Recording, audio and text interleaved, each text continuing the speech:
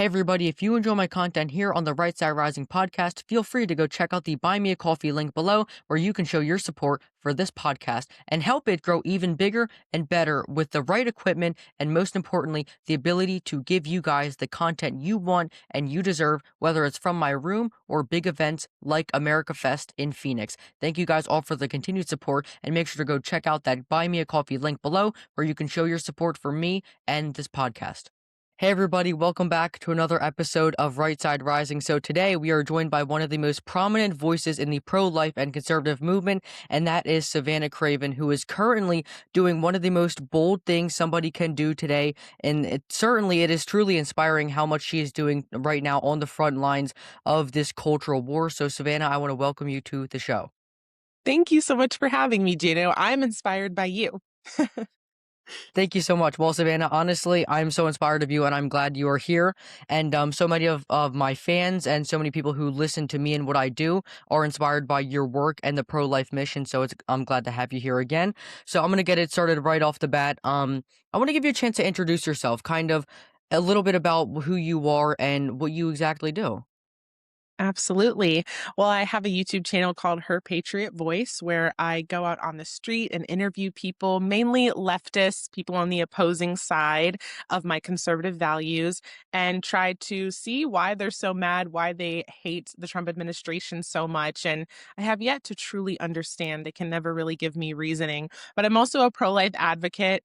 I am completely anti-abortion. It's something that I speak often about because as somebody who is considered a minority, I'm brown, that is what our number one cause of death is. And so I speak out for, young people like you and just try to inspire people to use their First Amendment. Yeah, that's so inspiring. So obviously you're very motivated and you're inspiring for many others, but who or what inspired you to take initiative?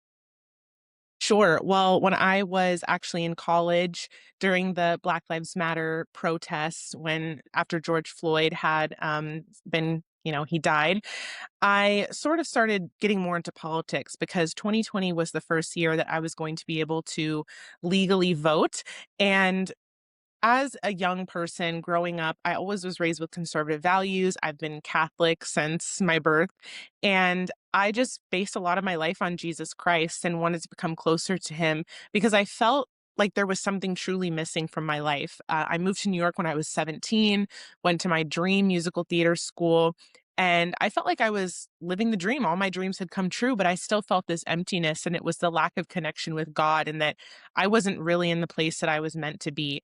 And while I did do professional theater for a while, even after I decided to drop out of college because I was so done with all the leftist ideologies, and I also did not want to get the COVID vaccine to return back to school, I found myself even more lost. And my mom, God bless her, she actually found the Student Action Summit in 2020, which of course was put on by Turning Point USA. And it was in West Palm Beach in December 2020. And I decided to go, and I was connected with countless young individuals who had had similar experiences to me in college. And I finally felt like I had found my tribe. And when I realized that I could make activism something that was like my full-time career, something that I could do on an everyday basis, I just fully put myself into that. And so I worked for a pro-life organization for a few years until I decided to truly follow my calling, which I feel like is man on the street content and connecting with people in real life. Yeah, that's so inspiring. So, obviously, you mentioned becoming a full-time activist. How can somebody like me who may still be in school and is a little bit younger, how can somebody like me become an activist like yourself? Absolutely. Well, I think you're doing a great job with having your show, your podcast. That's a great way to start. But starting a pro-life or conservative group on your campus, you'll be shocked, even if you're in a leftist area, this is for everyone watching, that you will find people who agree with you. But you really need to step up and be a leader because not everyone is a leader, right? But when you take that first step and people see that not only is it okay to speak out for what you believe in, but that you can find friends through it as well. Yeah. So, and I want to just mention just how young all of us are. I mean, you're very young, I'm very young, and a lot of this audience is very young. Now, Why do you think Gen Z, this younger generation, is so inspired and has this such a drive? And we're all pro-life. There is a conservative movement truly growing within the youth, and there was such a revival within the church. Why do you think that is? Sure. Well, I believe that it's people like Charlie Kirk. And unfortunately, I also believe, unfortunately for the left, it's because they've become so radical, so progressive, and so ridiculous. I'm just going to flat out say it, where these people, grown adults, act like toddlers. And this is no longer between left and right, Democrat or Republican. I mean, there are still normal Democrats out there. A lot of them are older, like Obama first term Obama Yeah. Democrats, and like the Clinton Democrats, where they were normal. We agreed on most things, like that illegal should not be in the country and that abortion should not be available through all 9 months of pregnancy. But when these radicals come in and take over the party, and normal people fail to identify with that anymore, and they see that the left, or excuse me, that the right is actually very accepting. I would say that we're more diverse than the left is. We have gay conservatives, we have Jewish conservatives, we have Muslim conservatives, we have atheist conservatives. This is not just, it's not a monolith to be a conservative, right? We accept everybody. We just have constitutional values. We don't believe kids should be trans when they're 5 years old, or, under 18. And so these are just basic things that most Americans used to agree on, where more people are siding with the right, with the conservative movement, because we're just more normal. I mean, yeah, and I just want to kind of go back to the point that we are more accepting and kind of tolerant.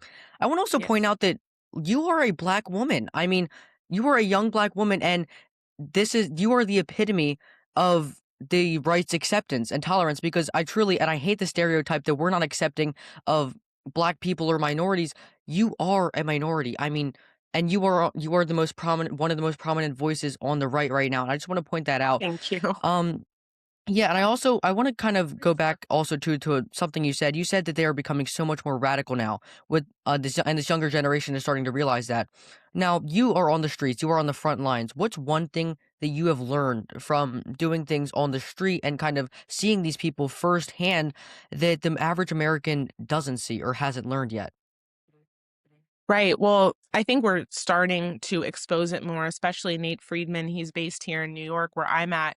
And he's been exposing that a lot of these people at these leftist events, these protests, these rapid response events that are just popped up within hours or less than 24 hours, and there's thousands of people there.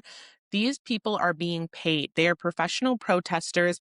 Most of them, I asked them why they're out there. They can't give me a clear reason. They can't tell me why they think Trump is such a horrible president. It all comes from, oh, well, it's what he said, or, I just don't like him as a person. It's like, well, we didn't hire him to be a church boy. We hired him to fix and run a country. And so get over it. If he uses the cuss word, flips some people off every now and then, although I don't recommend having that. But I mean, Yeah, imagine all the hate that this man goes through. He's had to completely rearrange his life. He was living a very, very comfortable life as an actor, as a yeah, billionaire, but he decided to step in and take care of America when we really needed it the most. And so, I just, continuing to see how the left just loses their minds. It needs to continue to be exposed. And that's why I'm going to keep going out on the streets, so that more and more people can come to our side. yeah. I mean, how real do you think TDS is? Oh my goodness. Why is this not like a real disease that needs to be diagnosed? Seriously. I mean, it's literally like everything is okay unless Trump does it. Trump could cure cancer, and the liberals would still be mad about it. Oh, yeah. Yeah, I mean, it's pretty crazy. I mean, I think they should start classifying it. I mean, seriously, I think therapists are actually asking, or I think it's an official like thing that you can self-diagnose yourself with, is like Yes. TDS. It's pretty crazy, but I mean, we'll have to see where that goes, because seriously, I think if this is the first year of Trump's new like term now, I can't imagine how bad it's going to be over the next 3 years and beyond when JD and all these other get elected. I mean, we'll have to see. But Yes. do you have like a craziest experience that you had while street interviewing?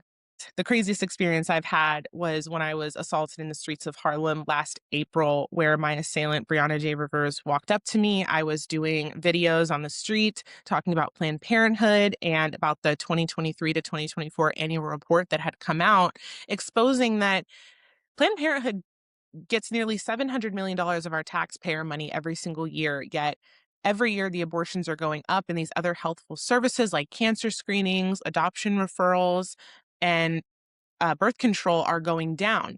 So it seems like Planned Parenthood just cares about selling abortion, right? Instead of actually planning parenthood and avoiding unwanted pregnancies. So we were talking about this, had everything on video. You can find the full video unedited online. It is edited, taking out the profanities. But I believe that I was truly targeted by my assailant because of my pro life views, because of my Christian faith. And unfortunately, the Manhattan DA did not feel that my case was serious enough to actually prosecute her criminally. And they completely dropped my case by missing a key filing deadline. Yeah, right. And basically Crazy. the eggs, I know, That's but crazy. this is a reality, and after the 90 days, the case timed out, and I was no longer able to, pursue the case criminally, and so I'm right in the middle right now of a civil suit trying to at least get the money back from my $3,000 in medical bills that I had to go through because this woman punched me in the face twice, once with her fist, another one with her phone, which caused massive bleeding out of my left eyebrow, left a scar. And this is the type of violence, this is the type of behavior that the left thinks is acceptable if you don't agree with them. And we see what happened to the great Charlie Kirk, where they're willing to go all the way with this. It Yeah. doesn't just stop at profanities, calling you names, doxing you, punching you in the face. They will kill you. And there are people that want me dead. I get messages about it every day. Yeah. I mean, if you could you walk us through, like, how did they drop the ball? I mean, I can't even, and I'm just gonna point out the obvious. This was on camera, the entire interaction through when she walked up or you walked up to her, I don't know exactly how it started, Yeah, she to walked up her, to me. yeah, to her assaulting you and then walking away. I mean, how did they drop the ball like that? Could you kinda go into a little bit more detail?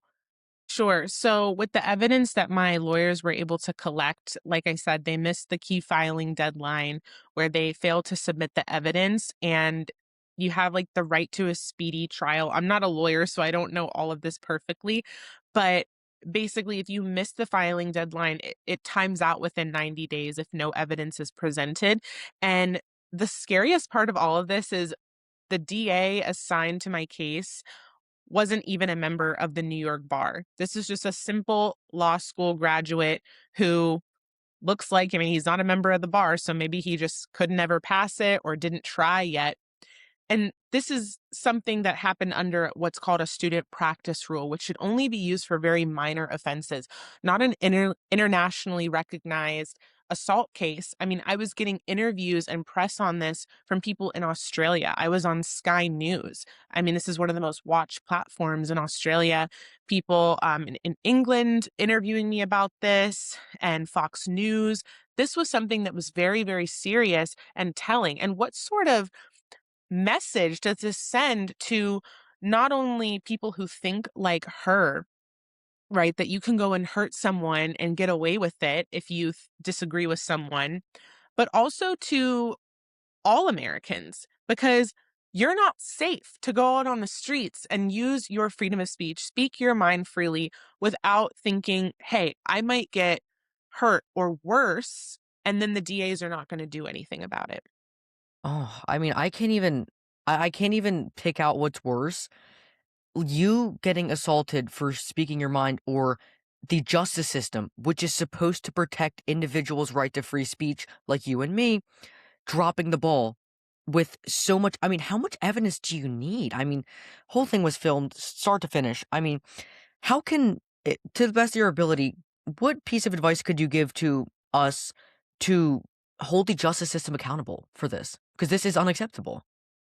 Right. Well, I plan to, again, like I'm pursuing the civil route, and just to continue to speak out for Charlie Kirk, for other persecuted Christians and activists that rightfully and respectfully, peacefully go and use their their rights, right? Our constitutional rights. And the most important one is the right to free speech.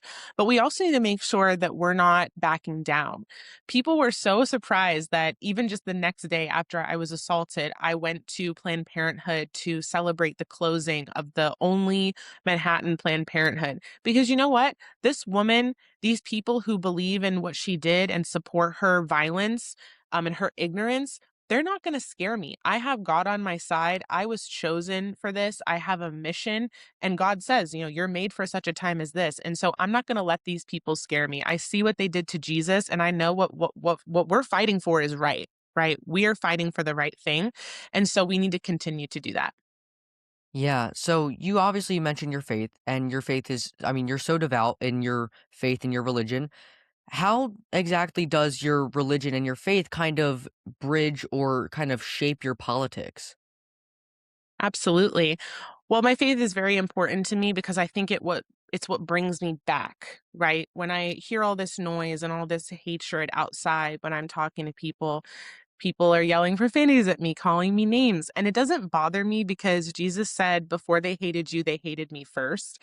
And when demon filled people and broken people hear the truth, the demons just they manifest, right? And they take over people. And so I don't take anything that people say to me personally because I know that I'm a child of God. People might not always agree with my approach or how sarcastic or funny I am in some of my videos, but my approach is that politics is so depressing. I think that the left and the right can both agree on that. And so I like to Oh, throw a yeah. little bit of sarcasm, a little bit of humor in there because we're truly living in the end times. I mean, we're living in a world where people are cutting off their private parts because they think they're the opposite gender. We're killing our babies through all 9 months of pregnancy. There is a genocide going on, and people think that we're under Hitler. People have lost their minds. Okay. Oh, yeah. So we know that we're in the end times. We know that we don't have much time left. And we don't know exactly what that's going to look like, but Jesus said he was going to come back. And so we need to be ready for it. We need to use the short amount of time that we have left.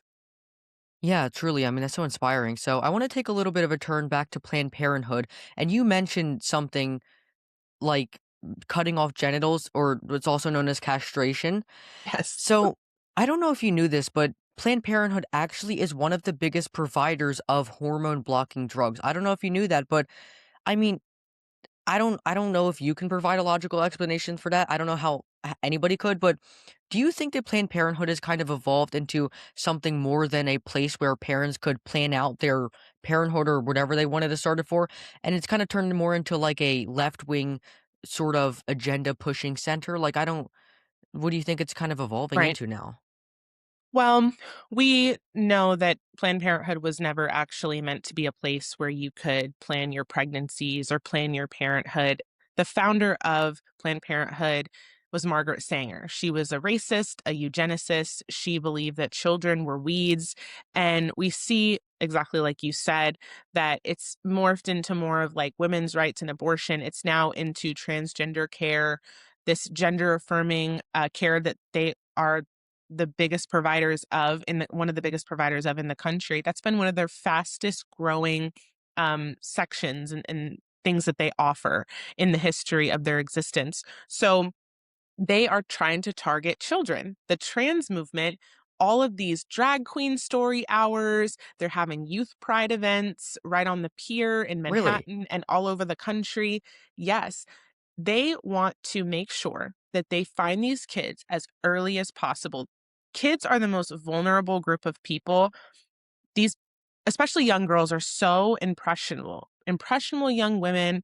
And the message is nowadays that if you like something as a little boy that maybe is normally for a girl, oh well, you must be transgender.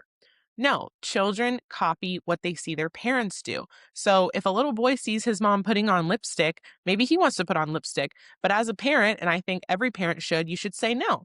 Lipstick is for women, and there's a reason, why you're not allowed to wear it because you're a boy. And yes, your kid may cry, they may be upset, but guess what? They'll live.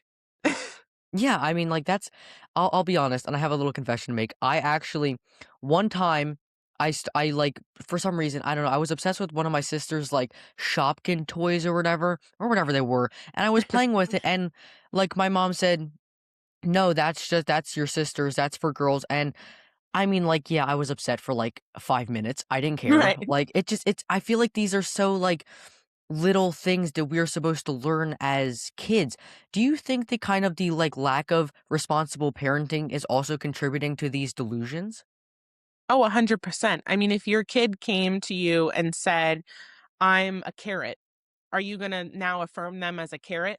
No. So if a little boy comes to you and says, "Oh, mommy, I'm a little girl now. I want to wear dresses and wear makeup and I want to grow my hair out."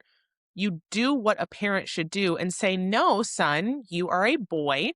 Dresses are for girls, and God made you perfectly as a little boy. You are made exactly how you're meant to be." And yes, gender dysphoria, Charlie talked about this.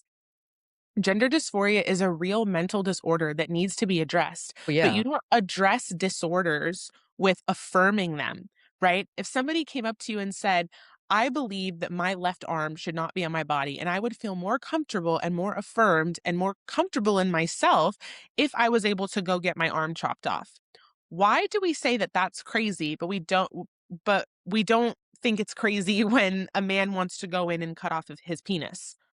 It's essentially the same logic. I mean, I don't really see a difference other than the part that, they're different parts of the body. I mean, I don't know, but I mean, there are some kids out there and teenagers who actually want to stand up against this, and actually they're going Yes. against their parents with this, and it gives me a lot of hope. And I'm sure it gives you a lot of hope. What in particular, like in this movement, because there's a lot of elements of this movement that make me proud and make me hopeful for the future. For you, what's the thing that really gives you the most hope for this next generation? Well, people like you. I mean, I'm still only 24, but there are many kids like yourself who are still in school. You guys are the next generation. I mean, it's getting to a point where I'm almost in my mid 20s. I'm almost the age where I could be a mom, right? Like I could be a mom now. But, you know, people my age are starting to have children, and you guys truly are the next generation. I'm almost 10 years older than you. And so things have changed so much since I graduated in 2019 from high school. I feel like that was the last normal year until 2020. We were bored. We made up all these fake genders and pronouns. And even Jeffree Star talks about how ridiculous all of this Yeah. is as somebody who, is a part of the LGB community. I like to separate it from the T and the Q. So it's really just you guys are so inspiring. You guys are living a whole different school experience than what I went through. Of course, there were gay kids. I mean, I have so many gay friends because I was in theater. That's just a place that naturally Yeah. attracts flamboyant men. I mean, there was, women that liked other women, something very normal. But I don't ever remember people making it their entire personality and forcing other people to accept it. And that was only 7 short years ago. Yeah. So, I mean, obviously with all these, like, crazy things going on, I know it's so crazy that we're talking about this, like, just so casually, like, it's became so integrated into our society, but so what's one thing you wish everybody knew about all this stuff going on, all the work you've done, and, obviously too about abortion too, because you know a lot of things about abortion that many people don't know about. What's one hard truth or one thing that you would want everybody to know? Right. Well, if you don't start speaking up, then who's going to do it? I mean, all these people that sit back and they say, "Oh, Savannah, I get comments every day. I could never do this. I don't have the patience. I could never be as brave as you." I'm not saying you have to go out there on the street with multiple security guards and put yourself right in the middle of liberal protests, but it starts at home, right? If you're a parent, instilling these values, telling your kids right from wrong. And then if you have a church community, and if you don't, build one. But if you already do, make sure that you're going in and you're speaking up for what's right. Every church should be a safe haven for women that find out that they're in unintended pregnancies, right? They should be able to go to a church and know that they're going to get help. The church needs to be at the forefront of the pro life movement, saying that, even if you got pregnant out of wedlock, which over 50%, I believe, marriages, are unplanned. And so a lot of these women, they're not with guys that they're married to. That's not a reason to kill your child. And so instead of judging when this child is already in existence, of course we can condemn this sin, but what we can also do is say that there is a bright future ahead. And whether you want to pursue school, whether you're having financial issues, we are here to help you. And so start stepping up in any way you can, at least on your social media and, speaking against abortion, having conversations about this and sharing that there are resources other than just Planned Parenthood or abortion facilities.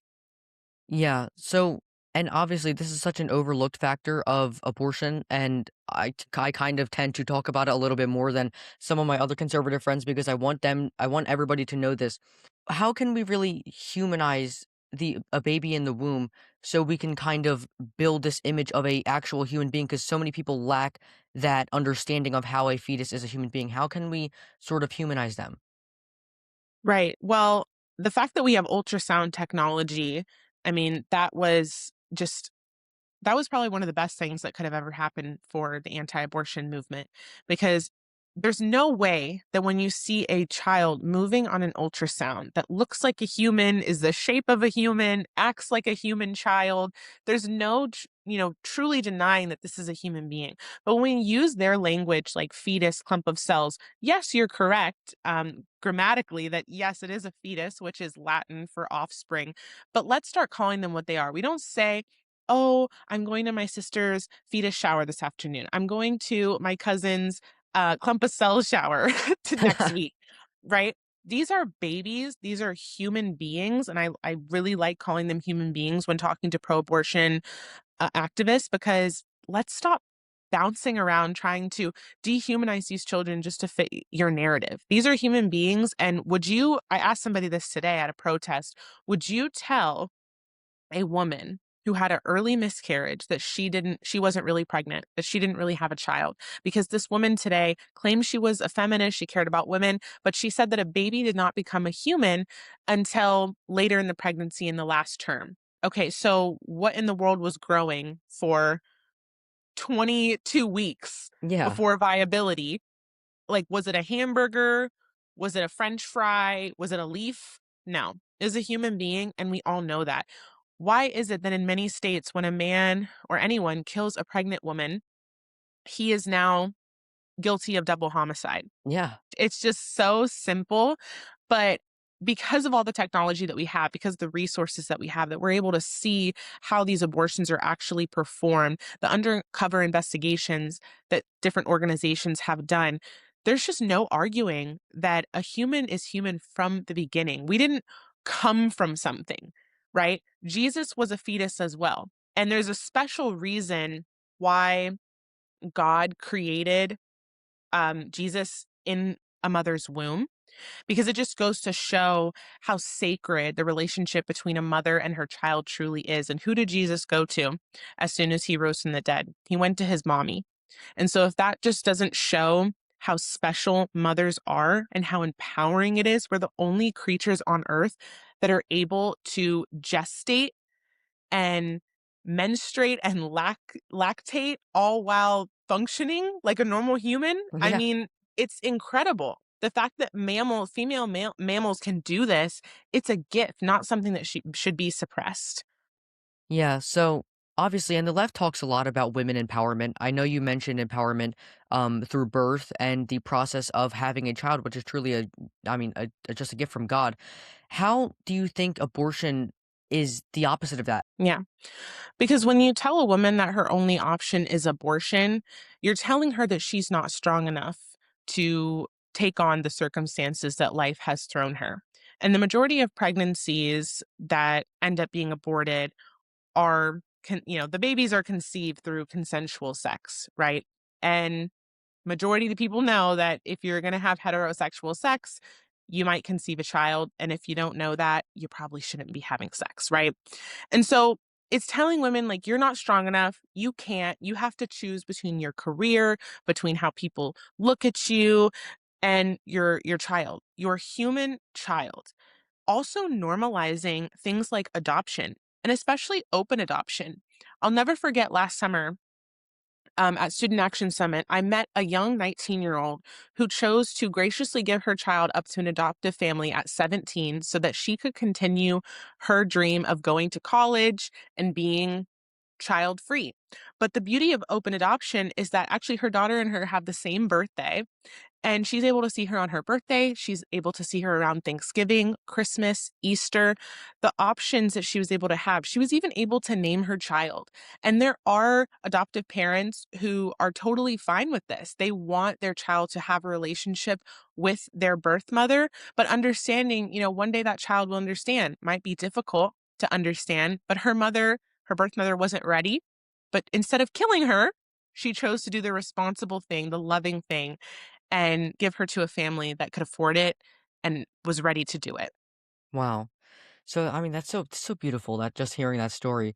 So, obviously, there are options. If you don't abort your baby, which I totally recommend to any mother, expecting mother. I mean, I don't know if you should be listening to me. I don't know if I'm the best person to listen to, but You are. um, so how do you think we could, through legislation and through our political leadership, how can they be helping expecting mothers a little bit better? Because I'm sure there's always room for improvement. Sure.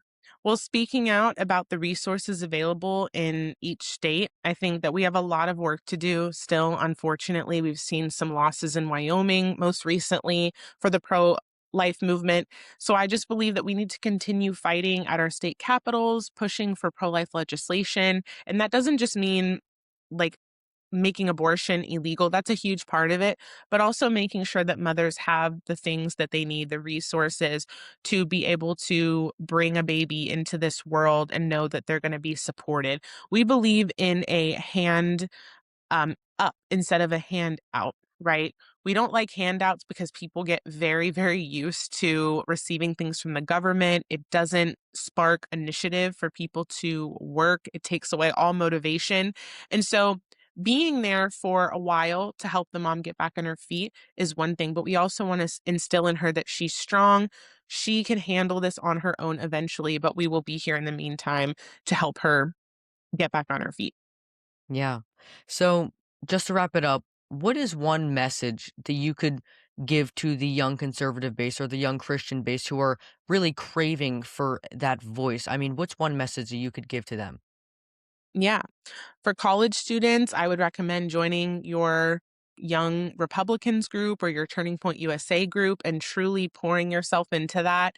It's not only really good on college applications, or sorry, just like future job applications to show that you were a leader, but also just to have community and feel like you're not alone. Because I go on these college campuses and I say, you guys are honestly braver than me because I could not handle going to school with some of these people because these are a different level of liberal than what I experienced back in 2019 and early 2020. And just continuing to be brave, to pray, work on your relationship with Christ, find somebody, that you really love and pursue each other, and build something beautiful.